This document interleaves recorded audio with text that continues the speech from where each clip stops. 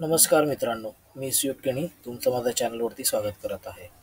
आज दिनांक 8 जुलै आणि उद्यासाठी एक पोझिशनल बेसिसवरती कोणता स्टॉक माझ्या रडारवरती आले आहेत त्याचा आपण एक स्टडी करूया. सर्वप्रथम जो स्टॉक आहे त्याचं नाव आहे ॲव्हेंटेल. आपण हा एक 10-15 दिवसाआधी कव्हर केला होता जेव्हा आपण ही मुवमेंट त्याच्यामध्ये कॅप्चर केली होती त्यावेळेला. सो याच्यामध्ये फर्दर काय घडलं आहे ते आपण क्विकली बघूया. सो याच्यामध्ये असं झालेलं आहे की तुम्ही ते पाहू शकत असाल तर ही एक रेंज होती आणि त्या रेंजचा ब्रेकआउट हा जून महिन्यात आला होता आणि ती एक रेंज ब्रेकआउट देऊन कंटिन्युअस 4-5 दिवस मार्केट त्याचं तेजीमध्ये चाललं.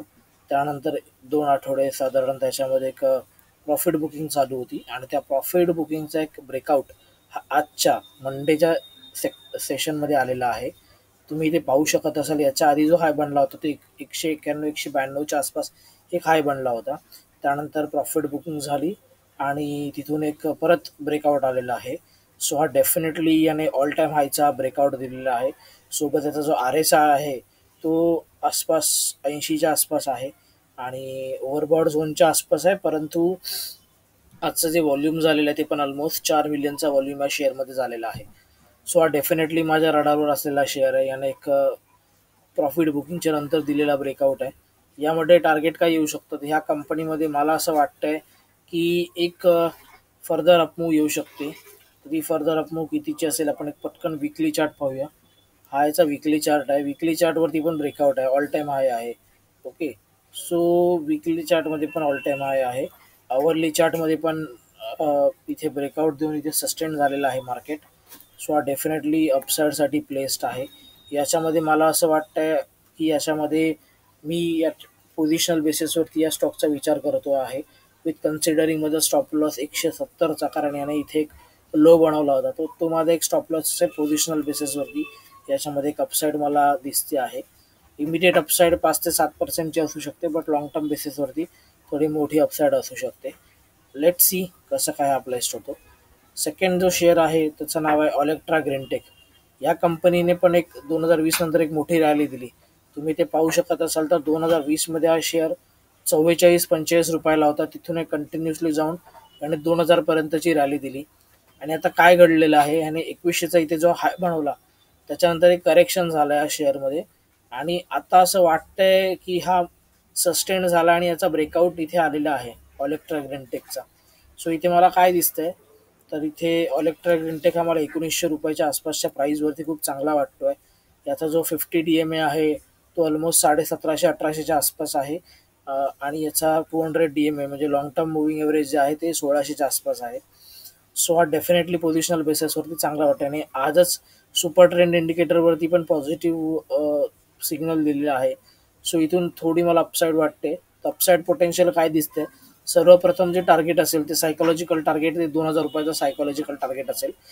ज्या वेळेला 2000चं टार्गेट क्रॉस होईल त्यावेळेला एक 2150 पर्यंतची अप मुवमेंट जी याचं ऑल टाईम हाय आहे ती टेस्ट करायचा प्रयत्न असेल. सो हा डेफिनेटली विथ कन्सिडरिंग 1740-1750चा स्टॉप लॉस हा डेफिनेटली पोझिशनल बेसिसवरती एक चांगला शेअर वाटतोय जो अपसाईड देण्यासाठी पूर्णपणे प्लेस्ड आहे. याच्यामध्ये आजचं व्हॉल्यूम पण चांगलं झालेलं आहे, सिग्निफिकंट व्हॉल्यूम आहे.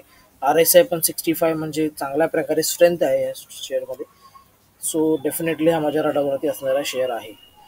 आपण आता नेक्स्ट शेअर बघूया. हे नेक्स्ट दोन शेअर आहेत GSFC आणि RCF. हे दोन्ही पण फर्टिलायझर सेक्टरमध्ये येतात आणि फर्टिलायझर सेक्टरमध्ये एक टोटल ब्रेकआउट आहे. त्याचं कारण सांगतो, 23 तारखेला इंडियाचं बजेट जे सेंटरचं बजेट आहे ते सादर होणार आहे आणि त्या बजेटमध्ये असं एक्सपेक्टेशन आहे मार्केटचं की शेतकऱ्यांसाठी मोठ्या घोषणा असतील फर्टिलायझरवरती, खतांवरती, म्हणजेच डिस्काउंट वगैरे किंवा एखादं पॅकेज मिळू शकतं आणि त्या पॅकेजचा फायदा या फर्टिलायझर कंपन्यांना होऊ शकतो.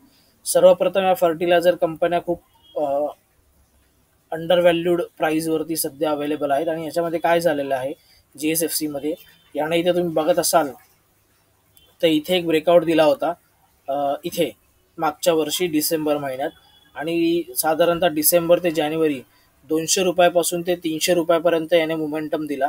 जर इथून तुम्ही प्राईस पाहिलात इथून 310-315 पर्यंत गेलं आणि तिथून एक करेक्शन आलं, कंटिन्युअस करेक्शन राहिलं आणि ते करेक्शन सस्टेन होऊन त्याने परत एक अपसाईड दिली 250 पर्यंत, तिथून परत एक करेक्शन आलं. सो इथे डबल बॉटम, हा एक बॉटम, हा सेकंड बॉटम हा बनलेला आहे. याचं करेक्शन, याचा जो ब्रेकआउट पॉईंट होता तो 200 रुपयाचा इथे ब्रेकआउट पॉईंट होता. तिथून ब्रेकआउट आला, त्यानंतर एक बॉटम बनला, त्यानंतर एक टॉप बनला, त्यानंतर परत एक बॉटम बनला, आणि आता एक त्या टॉप, हा जो त्याचा प्रिव्हियस टॉप होता 250, त्याचा एक ब्रेकआउट मला दिसतोय. म्हणजे त्याचा ब्रेकआउट खरं तर 1-2 आठवड्यापूर्वी आला होता, पण परत प्रॉफिट बुकिंग होऊन आता परत एक ब्रेकआउट आलेला आहे. सो मला असं वाटतंय की हा पोझिशनल बेसिसवरती एक चांगला ब्रेकआउट आहे. आणि इथून जे पहिलं टार्गेट असेल ते 274च्या आसपासचं पहिलं टार्गेट, जे आपण इथे जो हाय बनवला आहे तो 274चा हाय आहे, ते एक टार्गेट असू शकतं. आणि इव्हेंच्युअली हा शेअर माझ्या दृष्टीने 300 रुपयापर्यंतचा एक ट्रॅव्हल करू शकतो, एक अप मुवमेंट देऊ शकतो, असं माझं एक अनालिसिस सांगतोय. इनिशियल मुवमेंट आहे, लेट सी काय मोमेंटम येते ती. त्यानंतर आता चौथा शेअर जो आहे तो आरसीएफ. आरसीएफमध्ये काय मोमेंटम आहे, तर आरसीएफ पण फर्टिलायझर सेक्टरमध्ये आहे. आरसीएफने इथे एक ब्रेकआउट दिला होता आणि 220 पर्यंतची मुवमेंट दिली. त्यानंतर एक करेक्शन आलं, ते करेक्शन सस्टेन होऊन आज त्याचा ब्रेकआउट आलेला आहे. आणि आजचं जर व्हॉल्यूम बघाल तर तुम्हाला लक्षात येईल 50 मिलियनचं व्हॉल्यूम, म्हणजे 5 करोड शेअर्सचं व्हॉल्यूम झालेलं आहे. सो डेफिनेटली ते पॉझिटिव्ह आहे. आणि ते मार्केट जेव्हा बंद झालं क्लोज, तेव्हा ऑल टाईम हायला जाऊन हा शेअर क्लोज झालेला आहे. सो हा माझा चौथा शेअर आहे. याच्यामध्ये पण मला टार्गेट असं वाटतंय, एक ऑल टाईम हायला असल्यामुळे एक 7 ते 8% अप मुवमेंट मला एक्सपेक्टेड आहे. आणि इथून 250पर्यंतची मुवमेंट मी एक्सपेक्ट करतोय, जे सायकोलॉजिकल लेवल असेल तिथे एक करेक्शन येऊ शकतं. पण याचा जो बेस आहे तो 200 रुपयाचा एक बेस बनतोय इथे, आणि याच्यामध्ये करेक्शन येत आहे, करेक्शन येऊन झालेलं आहे. आणि याच्यात एक आता एक 250पर्यंतची मुवमेंट मी एक्सपेक्ट करतो याच्यामध्ये येईल अशी.